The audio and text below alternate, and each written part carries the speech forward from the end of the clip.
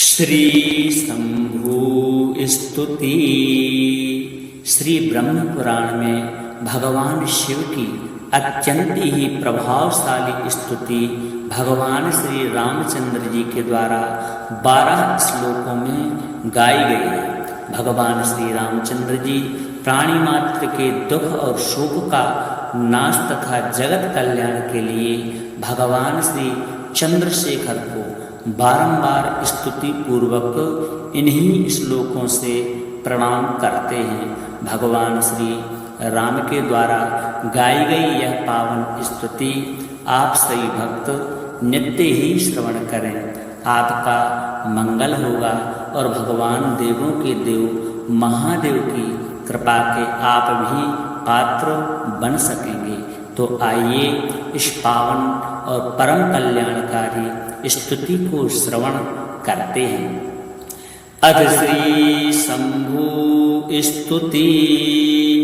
श्री राम उवाच नमामि शंभुं पुरुषं पुराणं नमामि सर्वज्ञं पारभावं नमामि रुद्रं प्रभुमक्षयं तं नमामि सर्वं शिरसा नमामि नमामि देवं परमव्ययं तं उमापतिं लोकगुरुं नमामि नमामि दारिद्र्यविदारणं तं नमामि रोगापहरं नमामि नमामि कल्याणं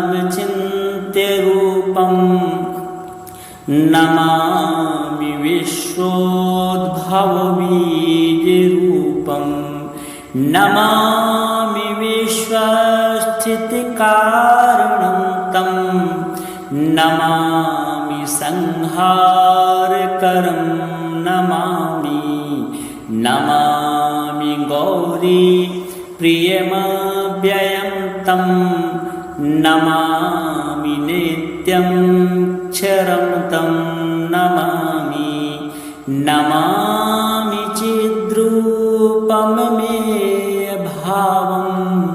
त्रिलोचनं तं शिरसा नमामि नमामि कारुण्यकरं भवस्य भयं करं वापि सदा नमामि नमामि दातारमभीप्सितानां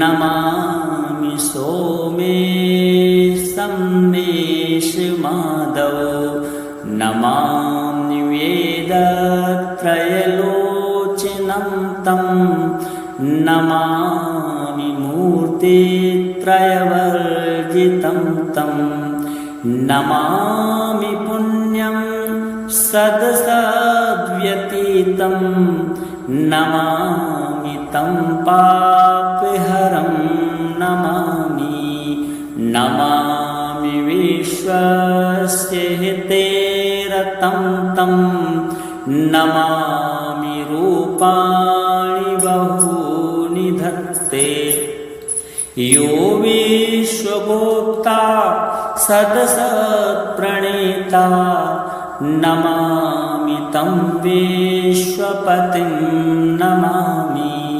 यज्ञेश्वरं सम्प्रतिहव्यकव्यं तथागतं लोकसदाशिवो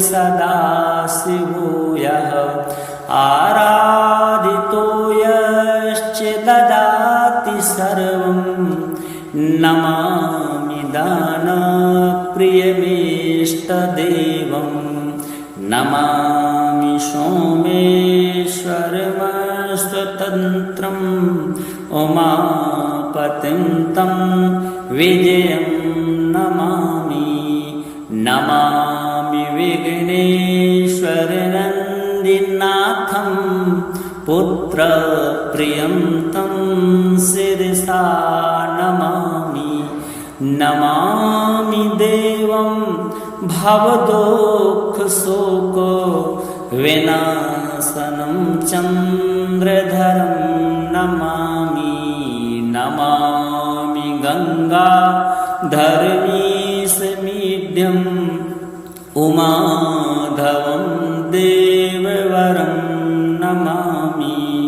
नमाम्यजादीश पुरन्दरादि सुरासुरैरर्चितपादपद्मं नमामि देवी मुखवादिनानाम् इच्छार्थमच्चित्रितयं य ऐक्षत पञ्चामृतैर्गन्धसुधूपदीपैर्विचित्रपुष्पैर्विविधैश्च मन्त्रैः अन्नप्रकारैः सकलोपचारैः सम्पूजितं सोममहं नमामि। सम्पूजितं सोममहं नमामि। नमामि शम्भुं पुरुषं पुराणं नमामि सर्वज्ञमपारभावं। नमामि रुद्रं प्रभुमक्षयं तं नमामि सर्वं शिरसा नमामि।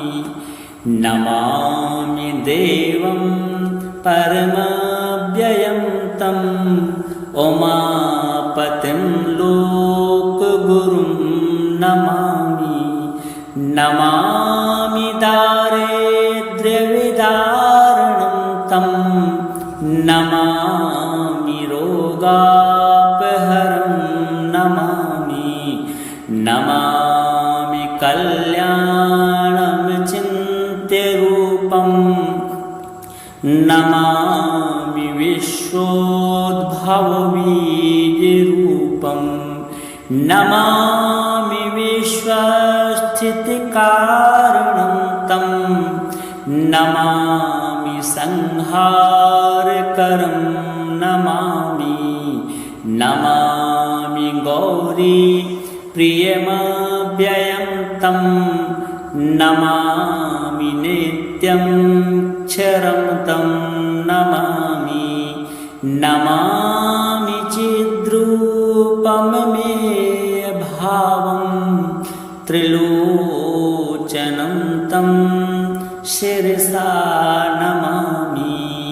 नमामि कारुण्यकरं भवस्य भयं करं वापि सदा नमामि।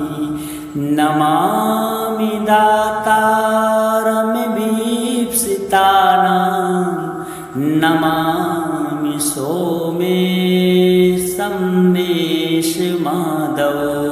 नमामि वेदत्रयलोचनं तं नमामि मूर्तित्रयवर्जितं तं नमामि पुण्यं सदसद्व्यतीतं नमामि तं पापहरं नमामि। नमामि विश्वस्य हिते रतं तं नमामि रूपाणि बहूनि धत्ते। यो विश्वगोप्ता सदसत्प्रणेता नमामि तं विश्वपतिं नमामि।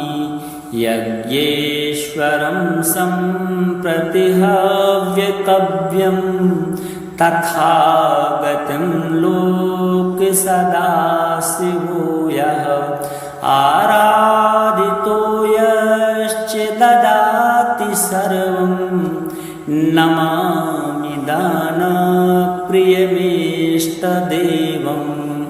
नमामि सोमेश्वरमस्मभूतं स्वतन्त्रम् उमापतिं तं विजयं नमामि। नमामि विघ्नेश्वरनन्दिनाथं पुत्रप्रियं तं शिरसा नमामि। नमामि देवं भवदुःखशोक विनाशनं चन्द्रधरं नमामि। नमामि गङ्गाधरमीशमीड्यम् उमाधवं देववरं नमामि। नमामि जादीश पुरन्दरादि सुरासुरैरर्चितपादपद्मं नमामि देवी मुखवादिनानाम् इच्छार्थमक्षेत्रितयं य ऐक्षत पञ्चामृतैर्गन्धसुधूपदीपैर्विचित्रपुष्पैर्विविधैश्च मन्त्रैः अन्नप्रकारैः सकलोपचारैः सम्पूजितं सोममहं नमामि। सम्पूजितं सोममहं नमामि। नमामि शम्भुं पुरुषं पुराणं नमामि सर्वज्ञमपारभावं। नमामि रुद्रं प्रभुमक्षयं तं नमामि सर्वं शिरसा नमामि।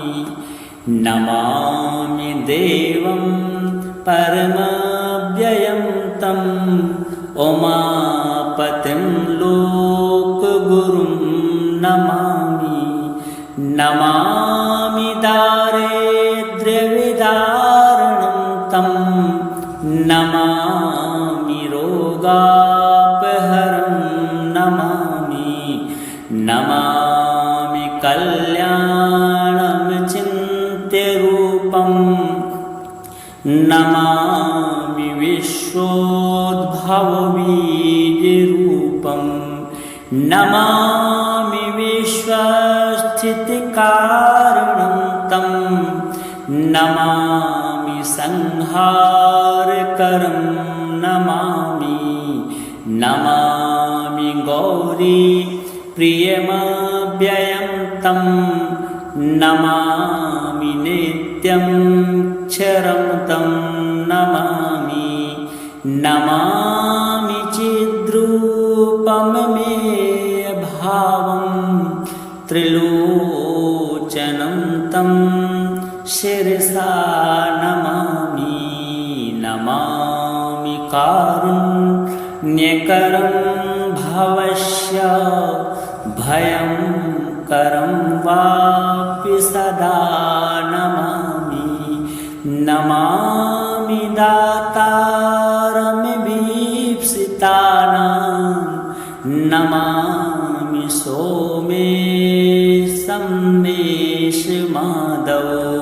नमामि वेदत्रयलोचनं तं नमामि मूर्तित्रयवर्जितं तं नमामि पुण्यं सदसद्व्यतीतं नमामि तं पापहरं नमामि।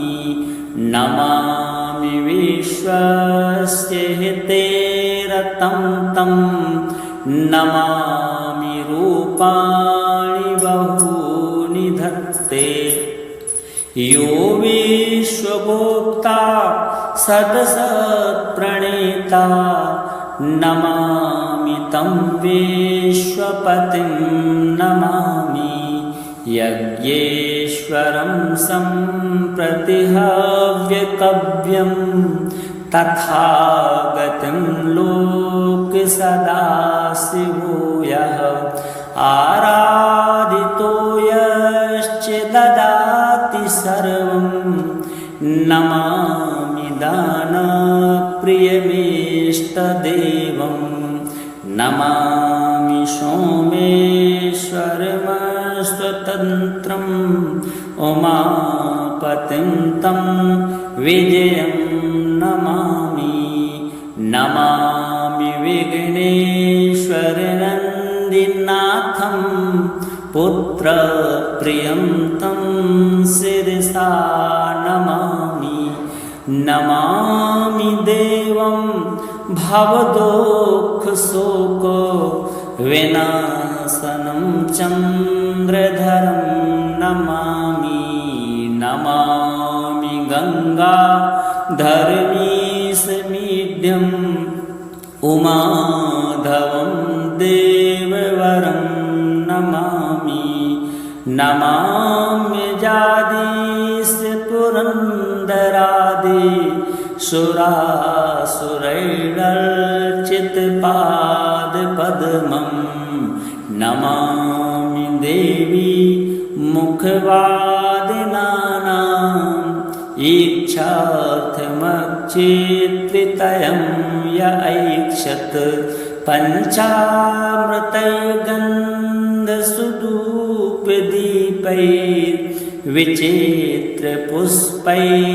पञ्चामृतैर्गन्धसुधूपदीपैर्विचित्रपुष्पैर्विविधैश्च मन्त्रैः अन्नप्रकारैः सकलोपचारैः सम्पूजितं सोममहं नमामि सम्पूजितं सोममहं नमामि नमामि शम्भुं पुरुषं पुराणं नमामि सर्वज्ञमपारभावं नमामि रुद्रं प्रभुमक्षयं तं नमामि सर्वं शिरसा नमामि नमामि देवं परमव्ययं तं उमापतिं लोकगुरुं नमामि नमामि दारिद्र्यविदारणं तं नमामि रोगापहरं नमामि नमामि कल्याणं चिन्त्यरूपं नमामि विश्वोद्भवबीजरूपं नमामि विश्वस्थितिकारणं तं नमामि संहारकरं नमामि नमामि गौरी प्रियमव्ययं तं नमामि नित्यं क्षरं तं नमामि नमामि चिद्रूपममेयभावं त्रिलोचनं तं शिरसा नमामि नमामि कारुण्यकरं भवस्य भयंकरं वापि सदा नमामि नमामि दातारमभीप्सितानां नमामि सोमेशमेशमादौ नमामि वेदत्रयलोचनं तं नमामि मूर्तित्रयवर्जितं तं नमामि पुण्यं सदसद्व्यतीतं नमामि तं पापहरं नमामि नमामि विश्वस्य हितेरतं तं नमामि रूपाणि बहूनि धत्ते यो विश्वगोप्ता सदसत्प्रणेता नमामि तं विश्वपतिं नमामि यज्ञेश्वरं सम्प्रतिहव्यकव्यं तथागतं लोकसदाशिवो यः आराधितो यश्च ददाति सर्वं नमामि दानप्रियमेष्टदेवं नमामि सोमेश्वरमस्वतन्त्रम् उमापतिं तं विजयं नमामि नमामि विघ्नेश्वरनन्दिनाथं पुत्रप्रियं तं शिरसा नमामि नमामि देवं भवदुःखशोक विनाशनं चन्द्रधरं नमामि नमामि गङ्गाधरमीशमीड्यम् उमाधवं देववरं नमामि नमामि जादीशपुरन्दरादि सुरासुरैरर्चितपादपद्मं नमामि देवी मुखवादिनानाम् इच्छार्थमक्षेत्रितयं य ऐक्षत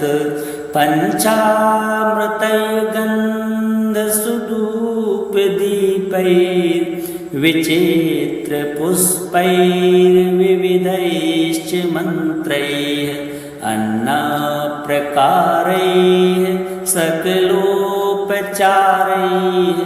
सम्पूजितं सोममहं नमामि सम्पूजितं सोममहं नमामि नमामि शम्भुं पुरुषं पुराणं नमामि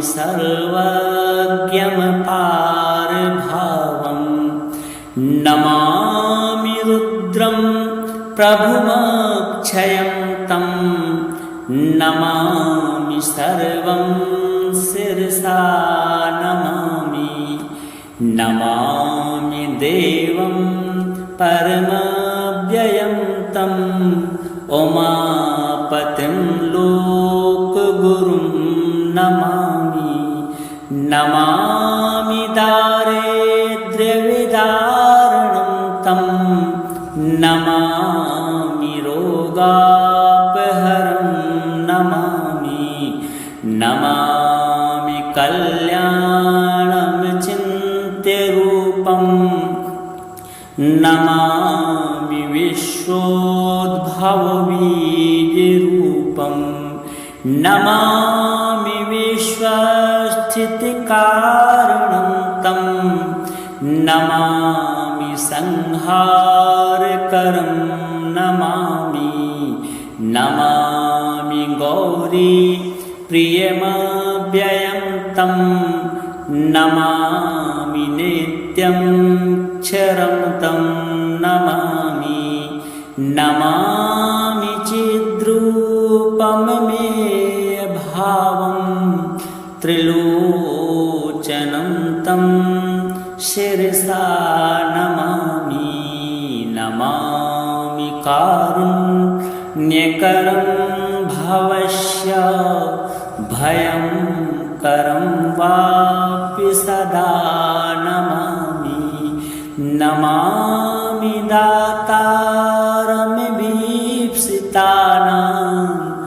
नमामि सोमेशं नेशमाधव नमामि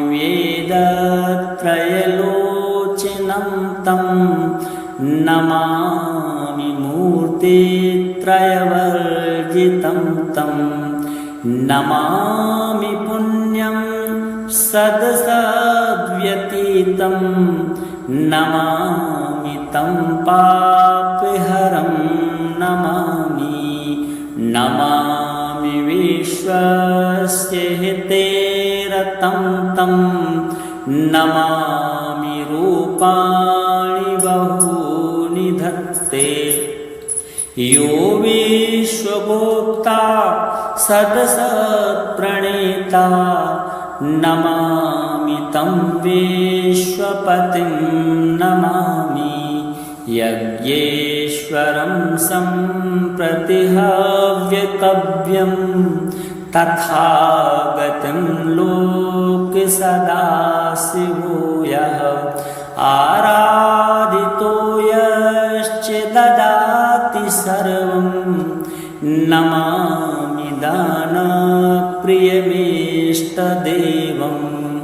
नमामि सोमेश्वरमस्वतन्त्रम् उमापतिं तं विजयं नमामि नमामि विघ्नेश्वरनन्दिनाथं पुत्रप्रियं तं शिरसा नमामि नमामि देवं भवदुःखशोक विनाशनं चन्द्रधरं नमामि नमामि गङ्गाधरमीशमीड्यम् उमाधवं देववरं नमामि नमामि जादीशपुरन्दरादि सुरासुरैरर्चितपादपद्मं नमामि देवी मुखवादिनानाम् इच्छार्थमच्चित्रितयं य ऐक्षत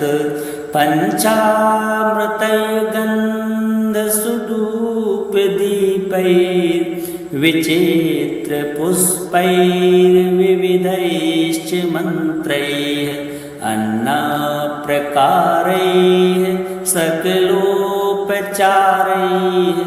सम्पूजितं सोममहं नमामि सम्पूजितं सोममहं नमामि नमामि शम्भुं पुरुषं पुराणं नमामि सर्वज्ञमपारभावं नमामि रुद्रं प्रभुमक्षयं तं नमामि सर्वं शिरसा नमामि नमामि देवं परमव्ययं तं उमापतिं लोकगुरुं नमामि नमामि दारिद्र्यविदारणं तं नमामि रोगापहरं नमामि नमामि कल्याणं चिन्त्यरूपं नमामि विश्वोद्भवबीजरूपं नमामि विश्वस्थितिकारणं तं नमामि संहारकरं नमामि नमामि गौरी प्रियमव्ययं तं नमामि नित्यं क्षरं तं नमामि नमामि चिद्रूपममेयभावं त्रिलोचनं तं शिरसा नमामि नमामि कारुण्यकरं भवस्य भयं करं वापि सदा नमामि नमामि दातारमभीप्सितानां नमामि सोमेशमेशमादौ नमामि वेदत्रयलोचनं तं नमामि मूर्तित्रयवर्जितं तं नमामि पुण्यं सदसद्व्यतीतं नमामि तं पापहरं नमामि नमामि विश्वस्य हितेरतं तं नमामि रूपाणि बहूनि धत्ते यो विश्वगोप्ता सदसत्प्रणेता नमामि तं विश्वपतिं नमामि यज्ञेश्वरं सम्प्रतिहव्यकव्यं तथागतं लोकसदाशिवो यः आराधितो यश्च ददाति सर्वं नमामि दानप्रियमेष्टदेवं नमामि सोमेश्वरमस्वतन्त्रम् उमापतिं तं विजयं नमामि नमामि विघ्नेश्वरनन्दिनाथं पुत्रप्रियं तं शिरसा नमामि नमामि देवं भवदुःखशोको विनाशनं चन्द्रधरं नमामि नमामि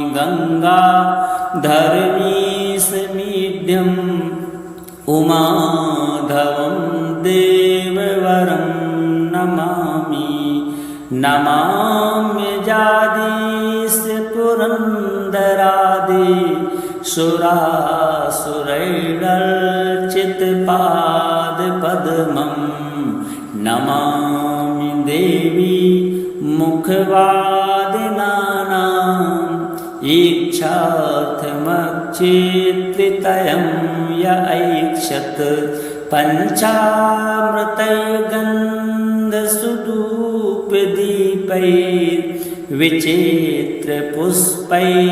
पञ्चामृतैर्गन्धसुधूपदीपैर्विचित्रपुष्पैर्विविधैश्च मन्त्रैः अन्नप्रकारैः सकलोपचारैः सम्पूजितं सोममहं नमामि सम्पूजितं सोममहं नमामि नमामि शम्भुं पुरुषं पुराणं नमामि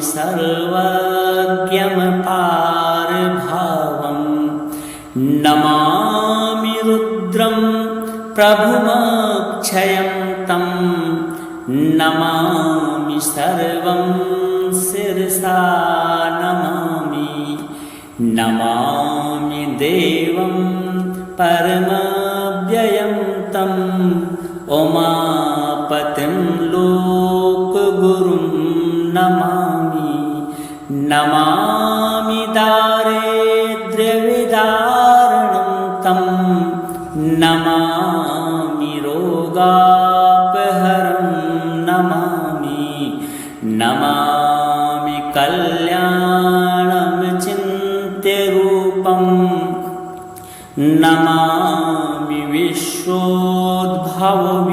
विश्वोद्भवबीजरूपं नमामि विश्वस्थितिकारणं तं नमामि संहारकरं नमामि नमामि गौरी प्रियमव्ययं तं नमामि नित्यं क्षरं तं नमामि नमामि चिद्रूपममेयभावं त्रिलोचनं तं शिरसा नमामि नमामि कारुण्यकरं भवस्य भयंकरं वापि सदा नमामि नमामि दातारमभीप्सितानां नमामि सोमेशं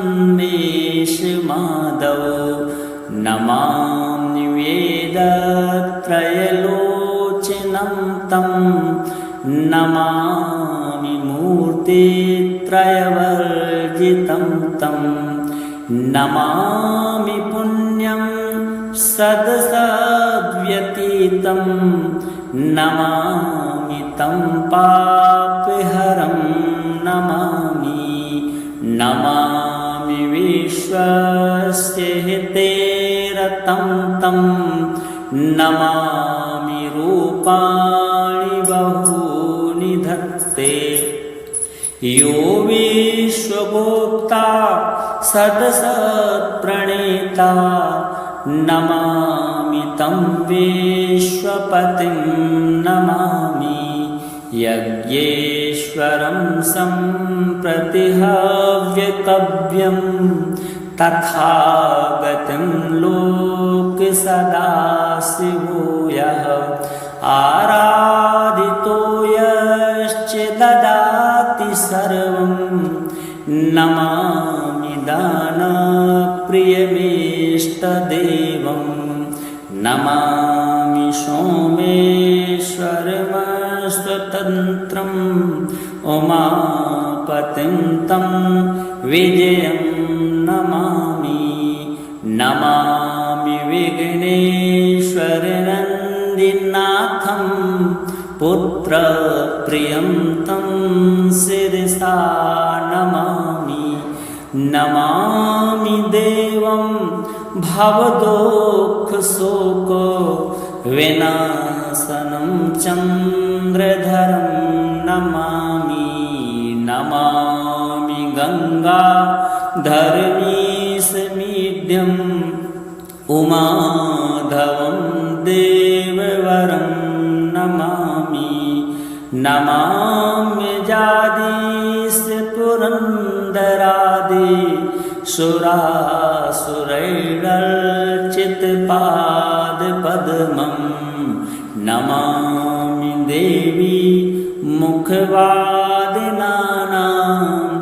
इच्छार्थमक्षेत्रितयं य ऐक्षत पञ्चामृतैर्गन्धसुधूपदीपैर्विचित्रपुष्पैर्विविधैश्च मन्त्रैः अन्नप्रकारैः सकलोपचारैः